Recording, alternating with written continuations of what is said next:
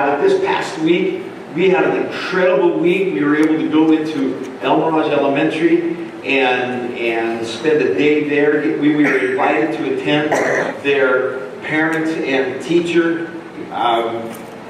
what is it, parent and teacher? Meet the teacher. Yeah, it was a bunch of people. We shook their hands. We met a bunch of people, shook their hands, they shook ours. But we were able to invite almost every family to City Church to come in and get a backpack full of supplies. Andrea and her team did an amazing job having them prepared. So Thursday and Friday after school, we gave away backpacks and supplies, had over 40 new families walk through our doors this week that we were able to love on and serve. And exactly. And because of your generosity, because of your understanding that we get to invest in this community, it was a great week. It was very, very busy around here. It was a little bit of insanity, but it was a great week. So thank you for helping us accomplish that through your generosity and what we've already put away for our community outreach fund. We were able to invest so much. My favorite story of that this week was we were in the hall of El Mirage Elementary, and I was explaining to the principal, Michelle May, and please put her on your radar. Pray for Michelle May. She's just an amazing woman and principal of the elementary. And so I was telling her that before Easter, we had met her, and before Easter she called and referred a family to our community. And then since that family's been attending, and then they invited the family, and then we found a little bit of work for the husband of that family. I'm just telling you, Michelle, this is what's been happening because of that phone call you made over to City Church. And right there in a public school, with a public school principal, with public school kids and teachers and people walking around, tell Michelle the story, and in the middle of it, in front of God and everybody, Michelle goes, "Praise Jesus!" I'm like, "You rock, Michelle, man, you rock!" So it was great, and again, thank you for your generosity. We accomplished one of our 2 goals of the summer. Our next goal is to replace our sound system, and we're working towards that, believing that that's going to happen by fall as well. So, guys, come forward. Let's pray over our offering. Let's sow some good seed. Thank you for your understanding of holistic generosity.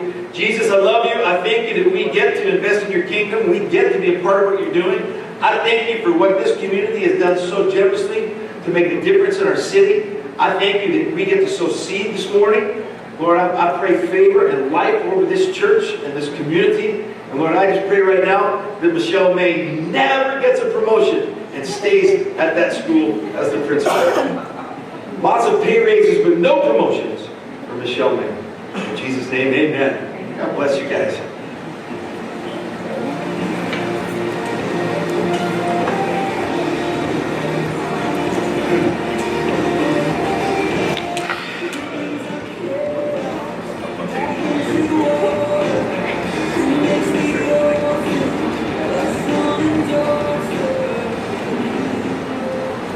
So we're on a journey and having a conversation in the last few weeks about toxic.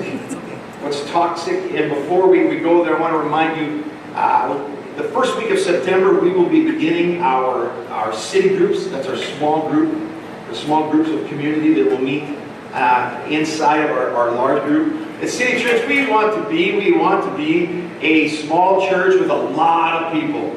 And one of the ways we're going to accomplish that family feel is through our city groups. So if you would like to host a city group, or you just want to find out what that really means, what does that look like to be a city group host? This Wednesday, 7 o'clock, in my office, ask you to join us for an hour or less. And we're just going to talk about what it means to host a city group. And you can let us know if that's what you feel God is calling you to do. Or maybe you just want to open your home to be a place for people to meet and have someone else host the city group. So this Wednesday, 7 o'clock, you can join us and see if that's something you're called to do.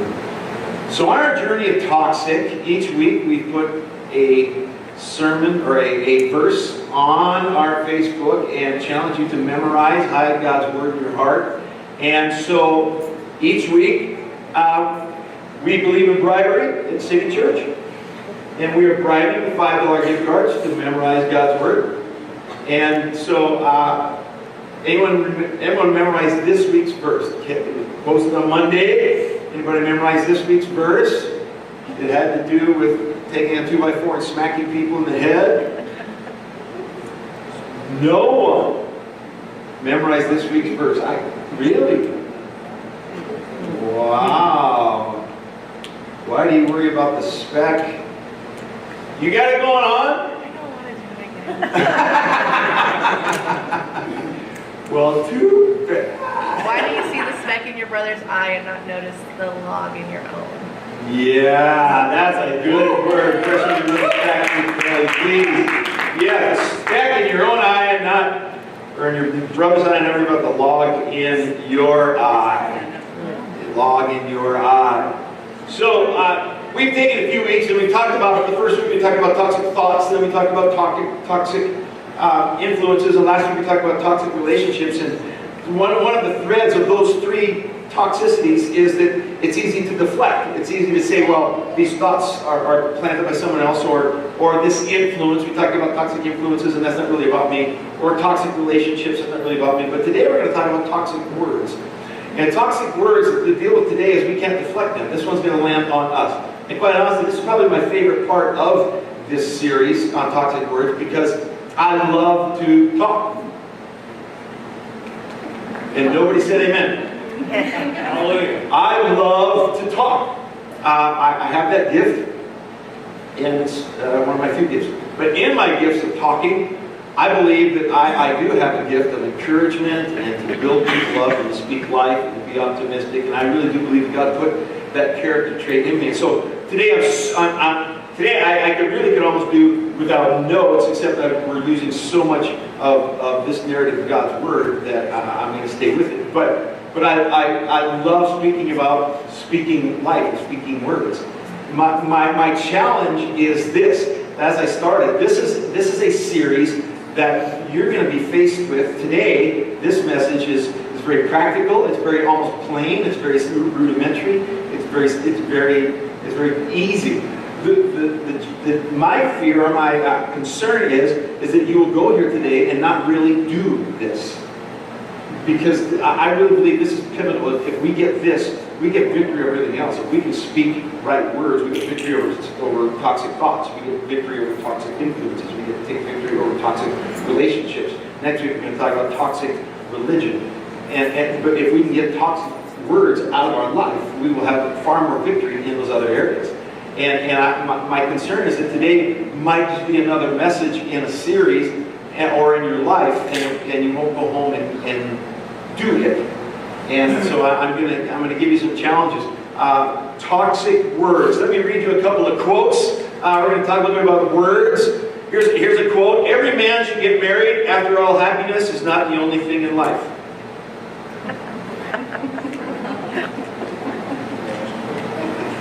Let that land. I married Miss Wright. I just didn't know her first name was always.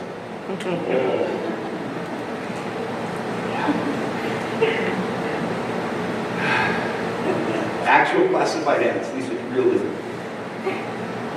Nordic track for sale, $300. Hardly used. Call and ask for Chubby.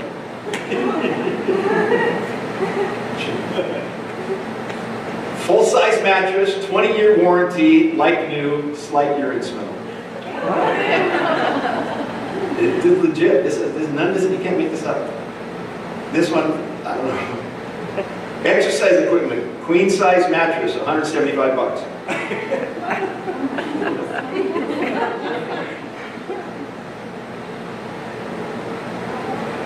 Signs. These are signs in our community. One gym says, tired of being fat and ugly? No. Just live with ugly.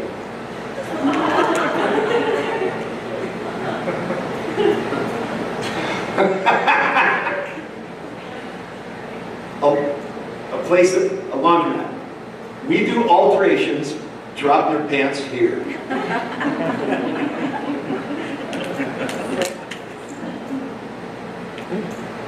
A restaurant in our area.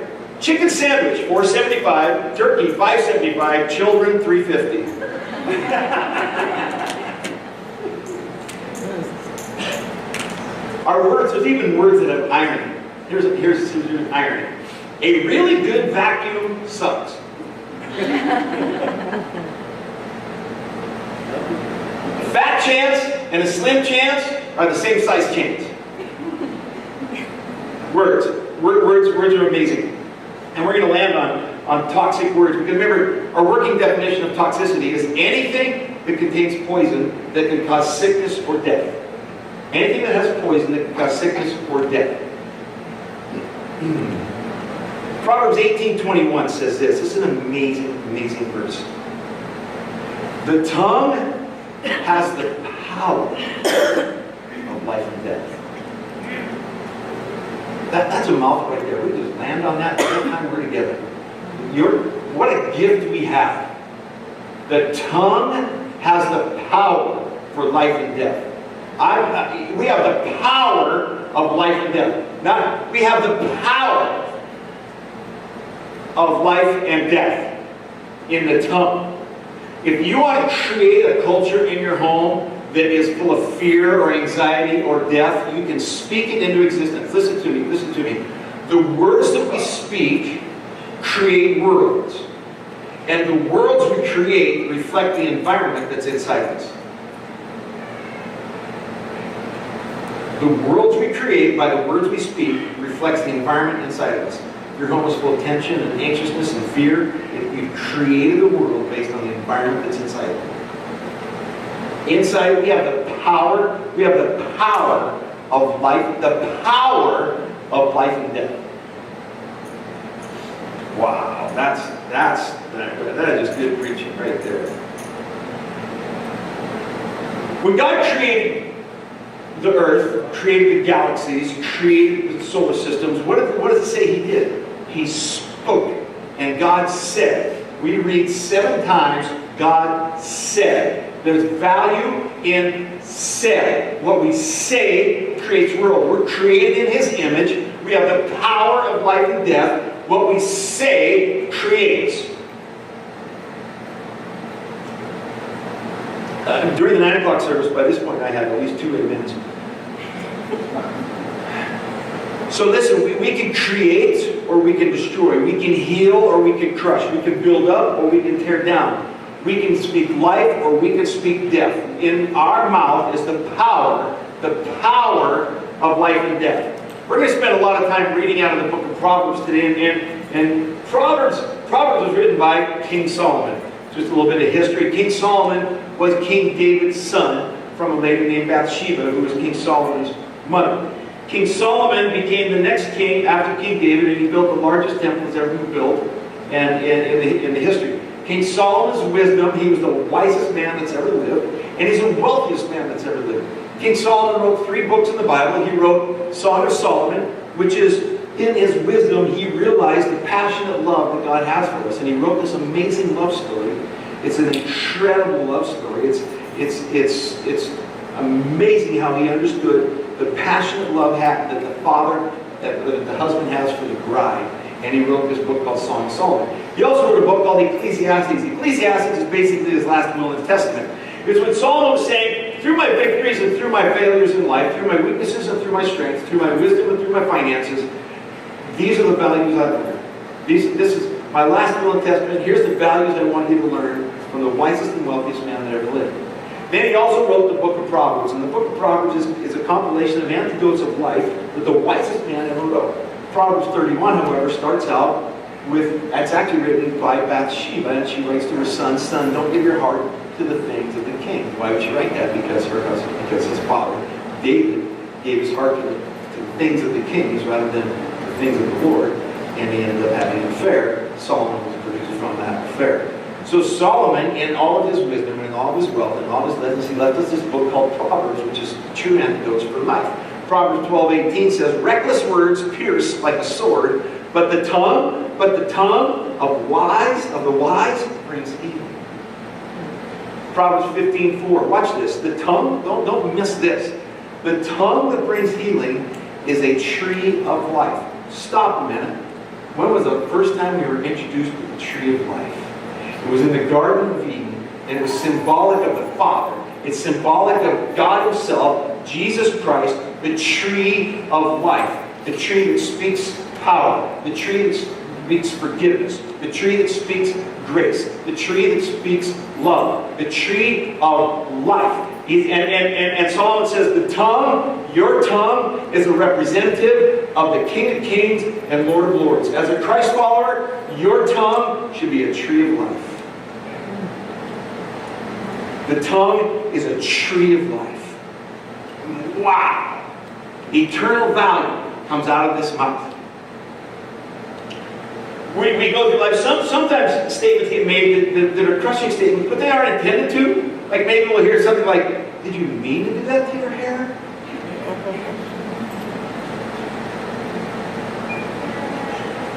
Or, "Why aren't you married?"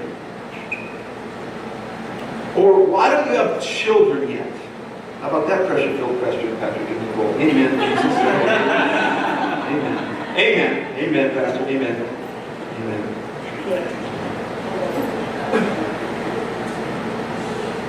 Here's Patrick and Nicole to answer that.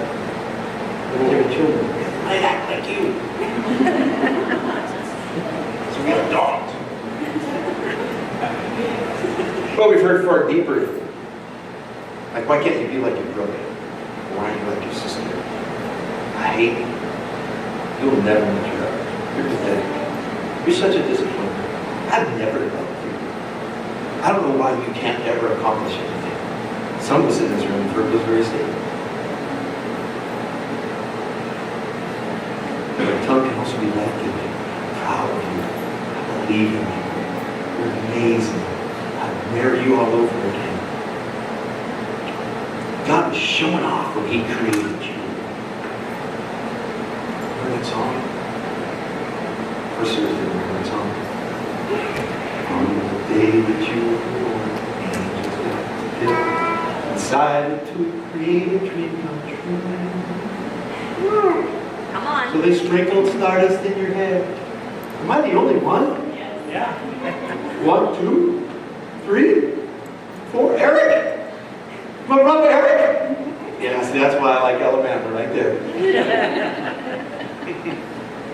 we can speak life. Listen, Tracy is, I'll hear Tracy say, Russ is one of the most disciplined people I know. That's like, put on my Captain D shirt, and walk around disciplined. I am disciplined. Here's the deal. You can finish your statement with me because it's so familiar. Sticks and stones may break my bones, but words will never hurt me. And that statement is a life from heaven. Amen. Bones that break and bruises that come will pass and heal. But there are words spoken into some of you in this room today, spoken into some of us in this room today, that still bring pain years and years later. But we've been taught that life. I want to just give you some basic, just some simple words of wisdom. What do we do with toxic words? Or how do I really put this on today? How do I make a difference in me? Listen, the first word of wisdom I want to give you is this, and Solomon shared it with us. Guard your heart. Guard your heart against toxic words. Guard. Listen, you cannot control what people say about you, but you can control whether or not what they say about you imprisons you. Amen. Trust me, in the call of my life, in the rule of my life, there have been many, many accusations, but I know this, my integrity will outlive every story. So I'm not going to let them land. I'm not going to let them imprison me. Amen. Guard your heart. Keep the poison out of your heart. Proverbs 4:20 says this. This is an amazing. Solomon wrote so much wisdom here. My son, pay attention to what I say. Listen closely to my words. Listen closely to my words. Verse 23. Above all else. Don't miss that. Above all else. Above all else. Guard your heart. Is this the wellspring of life? Yes. Above all else. Guard your heart. Those criticizing jabs, those naysayers, those that say you'll never succeed, above all else, guard your heart. How do I guard my heart? One way to guard your heart is for those people that speak those things over you, or betray you, or lie about you. You pray for those people. That's another lesson that comes out of the Sermon on the Mount. Jesus says you pray for the people that hurt you. You honor the ones that despise you. Listen, you cannot sincerely pray for someone and not fall in love with them. Now listen, I know last week I talked about toxic relationships, and there are rarely, but there are times where there are relationships we need to cut off. In a Christian's life, that should be rare. Because in our lives, if we're really living like Jesus, we should attract toxic people. It's His goodness that draws people to Him. So there's a tension there, but there is a rare time when there's people in our lives we need to cut off because it's so toxic. But cut them off doesn't mean not pray for them. It doesn't mean still love them and still hope for the best for them, that whatever they've done to entrap them will set them free. Paul tells us that in Corinthians, in his first letter to the Corinthian church, there was a young man that was bragging in the church about having intimate relationships with his stepmother. And the Apostle Paul said, that brother's messed up. Turn him over. This is a term that Paul uses. Turn him over for the destruction of his flesh. Cut him off. But then in the second letter Paul writes to the Corinthians church, he goes, hey, remember that brother we cut off? Like he's learned his lesson. Bring him back. Well, you're going to bring someone back. Is your heart going to be right or not? Someone that treats you poorly, speaks wrong things about you, you pray for them. You pray for them. Guard your heart. Guard your heart. Guard your heart. Guard your heart. Secondly, listen. Speak life-giving words to others every chance you get. Every chance you get. Speak life to others. Now, here's the deal with this one. All of us need to learn one exercise. It won't make you sweat. You can learn it today. We all need to work on this one exercise. I'll do it for you, and then you guys can do it and watch it work, okay? It goes like this.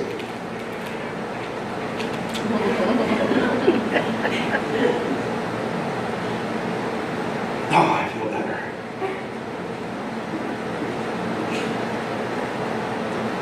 Ephesians 4 says this. Do not let any unwholesome talk. Now let's stop a minute. Let's back up a minute. We miss a word there. It's a small word, but it's easy to overlook. Do not let. In other words, you have the one, you have control. Don't let. The implication is you decide what comes out. How many times have we said, or how many times have we heard, I just couldn't help myself? Yes, you could. You're not a 9-year-old.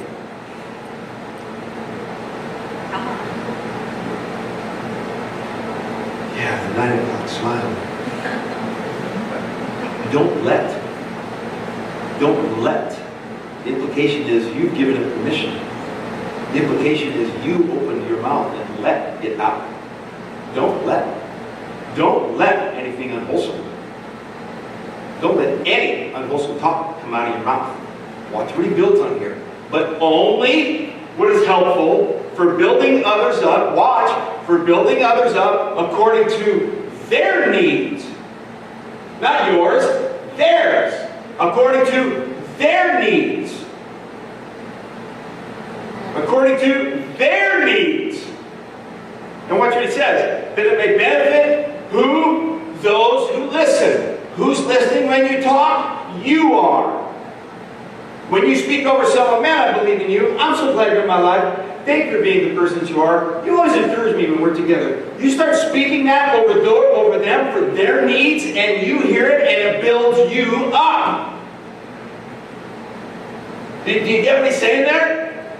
You speak what someone needs to hear, and it builds you. Man, you're an amazing creation of God. I'm so glad you're around. I can't believe I get to be your friend. Their needs. And it builds up the hearer. Listen, simple statement. When you think something good, say it. Even if the person you're thinking about isn't in the room. Say it. Give life to it. When you're at home this week, and you're just thinking, and you think of Pastor Russ, and you should say aloud, bless Tracy.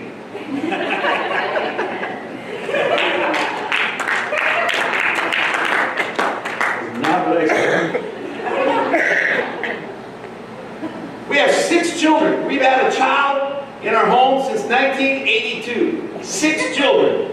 We've had one of every gender.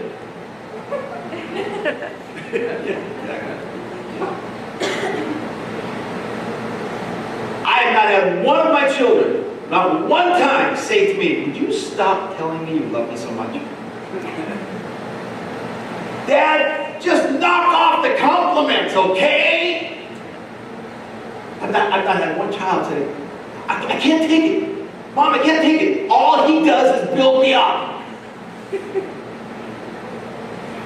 When you think something good, say it. Say it. Say it. Speak life. Speak life over yourself. Listen, we got to get over some toxic self-talk. And here's one of the tools to do that. I'm going to give you a tool in each. And the first previous tool was pray for that person to guard your heart. Second tool, if you have something, say, try to speak something kind. But we need to start right here. So listen, this is an exercise that I tell people frequently that will come to me. And I practice this exercise. I live this exercise. I do this exercise. And I talk about it frequently because I know it's a very healthy, life-giving exercise. And that is this. When you go home, and I encourage you today, go home, look yourself in the mirror, look yourself in the mirror, look at your eyes, look straight in your eyes, look straight in your eyes. Ask yourself, so honestly, talk, take a moment, think, when was the last time you looked yourself in the mirror and looked right in the eyes, right in the eyes? No, we look in the mirror and check the hair, look in the mirror and check the grooming, look in the mirror and see how this fit, we look in the mirror and see, don't turn sideways, don't, oh, look at that, no, just stay this way.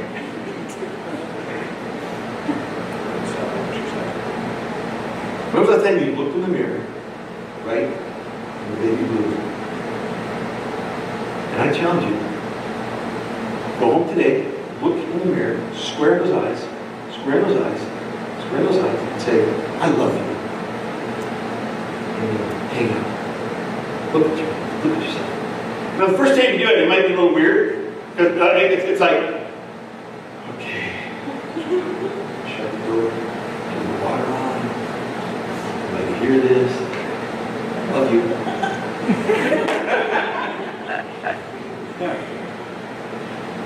Love you. It's encouraged here. Love you! But I'm telling you, you start doing it, I practice it, I build it. My shame, my embarrassment is gone. I look in the mirror and I'm like, dude, now I see why she married you. You are amazing. Whoa! Tracy, come look at this.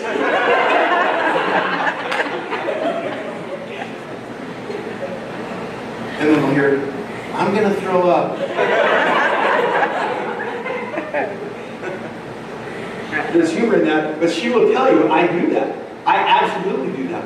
I look in the mirror, I tell myself, I am amazing. I'm a conqueror. Like, whoa! You get more handsome every day! Thank you. I wish that would have been a female, but I'll take it.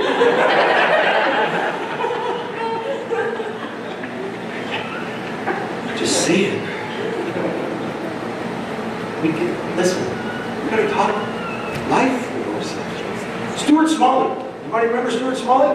Stuart Smalley. Come on. Stuart Smalley. I'm good enough, I'm smart enough, and doggone it, people like me. No? Nobody watches Saturday Night Live? Yeah. I don't watch it either. It's a sinful show. That's a quote I read. I don't watch that sin. I'm afraid of Todd. Set Todd free.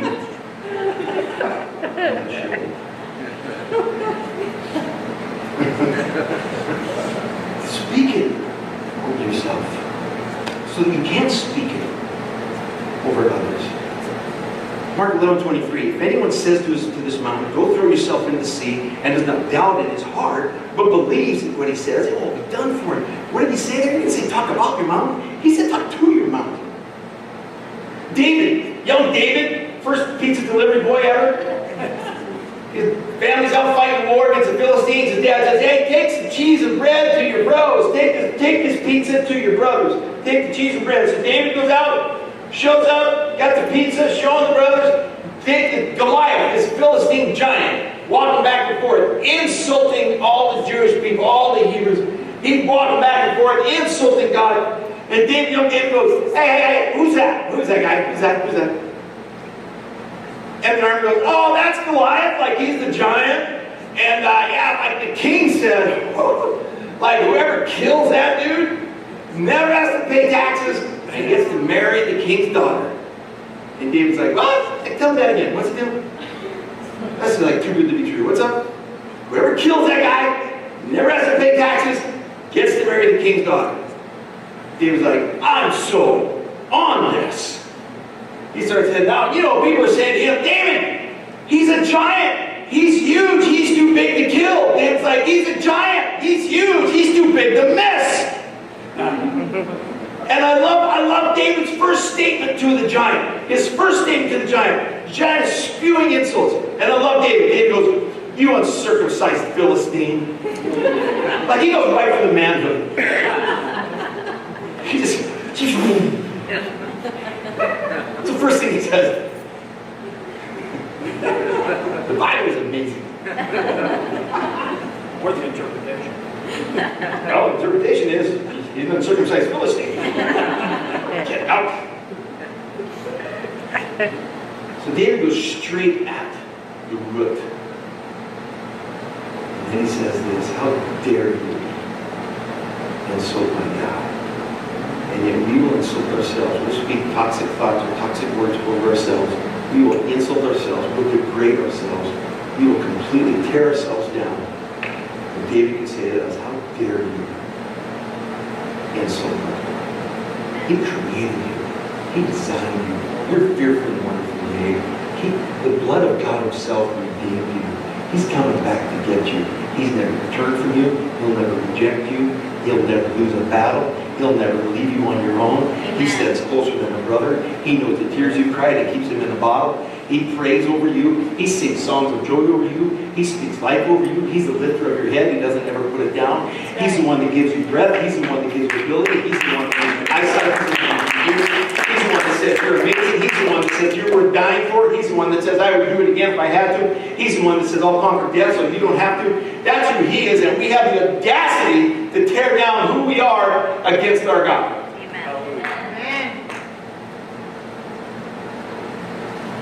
Now, I'm not into just positive confession thing. I'm into aligning myself with what this narrative tells me I am.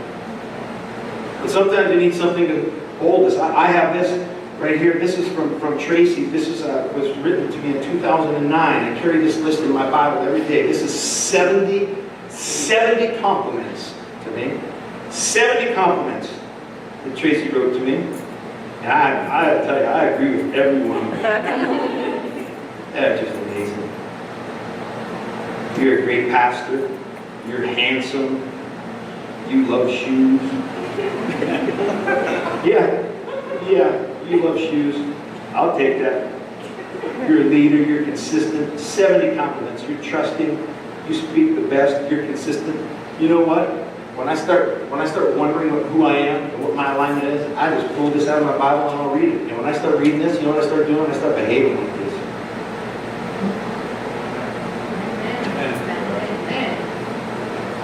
Go home, look yourself in the mirror, fall in love with yourself. And stop, change the way we talk. How can we do this? Man, my schedule's insane! How about I am equipped to handle it? I am the righteousness of God. God has plans for me. I will become something. I'm not going to be miserable. I'm built up. Matthew 12:34 says this. Watch this. For out of the overflow of the heart, the mouth speaks. You get that? What comes out of your mouth is what's in your heart. For out of the overflow of the mouth, or of the heart, the mouth speaks. The good man brings good things. This is Jesus speaking. The good man brings good things out of the good stored up in him. You following this? You speak from what's stored inside of you. You watch enough daytime TV, I'll tell you what's stored inside of you. The good man brings good things out of the good stored up in him, and the evil man brings evil things out of the evil stored up in him. But I tell you that men will have to give account on the day of judgment for every careless word they have spoken. For by your words you will be acquitted, and by your words you will be condemned. That's a powerful verse right there.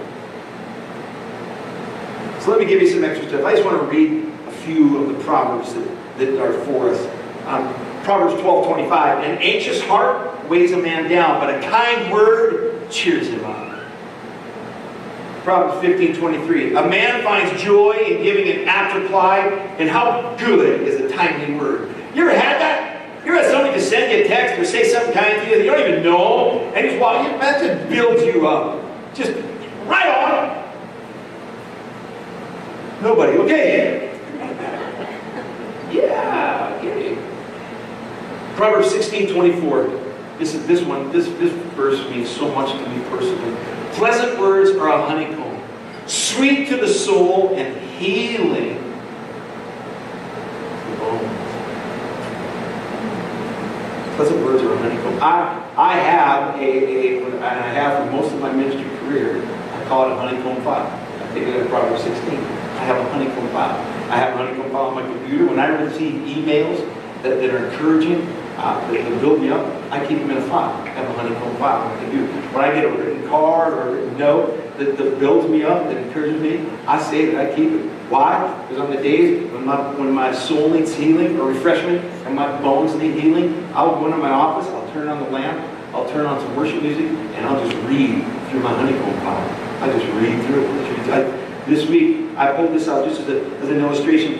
In 2011, our family draws names for Christmas presents, and my daughter Taylor drew my name in 2011. So for Christmas, she knows her dad well. So for Christmas, Taylor went and collected 29 letters from people that have been in my life, present and past, speaking encouragement over me. And you can tell this file is well worn. It's torn, it's taped, it's got coffee stains, it's got water stains. Every single letter has something underlined in red. I did it this week. I sat down, I read every word of every letter, and when I got done, I'm telling you what, I could take on the world. I got done, I could have used a nail and a hammer and not hit myself. This honeycomb pile heals my bone. It heals my bone. You all need to start a honeycomb pile. And you all need to start sending people reasons to have a honeycomb. Save your texts. I show you my voicemail. I got separate saved voicemails. Why? Because they're from people that just left me a message and just said, hey man, just want to believe in you. Sure glad you're here. I love Proverbs 16. Pleasant words are a honeycomb. They're sweet to the soul. They heal my bones. Proverbs 13. And the NIV says, from the fruit of his lips a man enjoys good things, but the unfaithful have a craving for violence. He who guards his lips guards his life, but he who speaks rashly will come to ruin. In the New Living it says, wise words will win you a good meal, but treacherous people have an appetite for violence. Those who control their tongue will have a long life. Those who control their tongue will have a long life. Opening your mouth can ruin everything. Proverbs 10 says this, when words are many, sin is not absent. But he who holds his tongue is wise. The tongue of the righteous is choice silver. The heart of the wicked is of little value. The lips of the righteous nourish many, but fools die for lack of eating. When you become a life speaker, this will happen. We're in El Mirage Elementary. We're in the hallway. They have 750 students. It's a crazy moment. It's hot. Parents and kids and teachers everywhere. And we're inviting people. We're shaking hands. We're very deliberate to speak life over this place. And in the middle of the chaos, the vice principal comes up and goes, and you guys have done an excellent job. Could we list your church on our school website as one of our community resources? Amen. We told him no.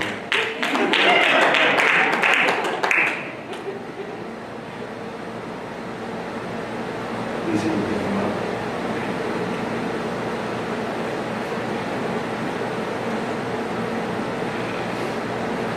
Proverbs 10 that I read, the following words: the lips of the righteous nourish many. The lips of the righteous nourish many. I want to conclude with one more verse from the Bible. John 6:63.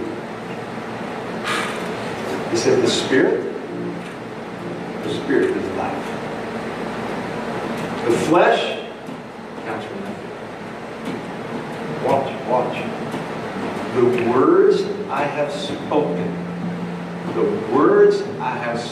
to you are spirit. They are life. I believe that that's true today.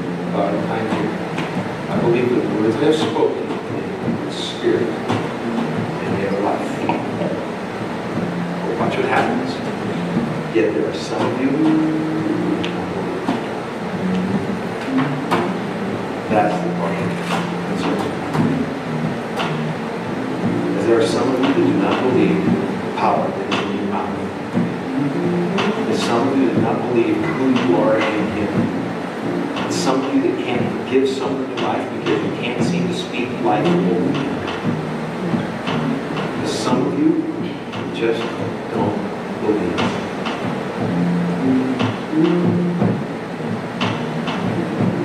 Jesus says it in the part of Matthew. He says you negate or you erase my word because of your unbelief. Listen, I can send you out of here today.